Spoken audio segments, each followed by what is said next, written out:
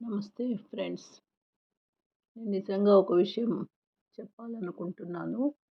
నేను గత 8 సంవత్సరాల నుండి సెల్ఫ్ సస్టైనబుల్ గోశాల నడుపుతున్నాను. కానీ నేను చెప్పుకునేంత సక్సెస్ అయ్యాను అని అనిపించదు నాకు. చాలా ఛాలెంజెస్ ఎదుర్కొన్నాను. ఇప్పటికీ స్ట్రగుల్ అవుతూనే ఉన్నాను. లేబర్ సమస్యలు, ఖర్చులు, సేల్స్ సమస్యలు, ఇంకా రకరకాల సమస్యలు. ఇవన్నీ నేను ఇప్పటికీ ఎదుర్కొంటూనే ఉన్నాను. కానీ ఒక విషయం మాత్రము చెప్పగలను. ఈ 8 సంవత్సరాలలో నేను చాలా తప్పులు చేశాను. ఆ తప్పుల నుండి చాలా నేర్చుకున్నాను.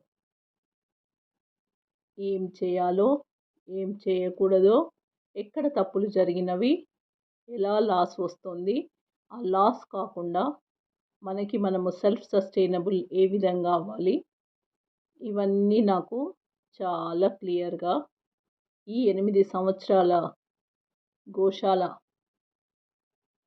పనిలో నేను నేర్చుకున్నాను. అందుకే ఇప్పుడు నాకు చాలా క్లియర్గా అర్థమైంది. అందుకే నేను అనుకున్నాను, నేను పర్ఫెక్ట్గా సక్సెస్ కాలేకపోయినా నేను చేసిన తప్పులు ఇంకెవ్వరూ చేయకూడదు అని.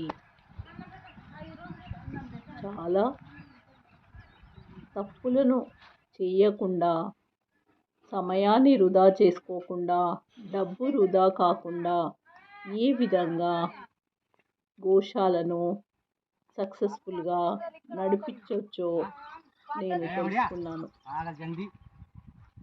నేను పర్ఫెక్ట్గా సక్సెస్ కాలేకపోయినా నేను చేసిన తప్పులు ఇంకెవ్వరు చేయకూడదు అని నేను నేర్చుకున్నది షేర్ చేయాలని అనుకున్నాను.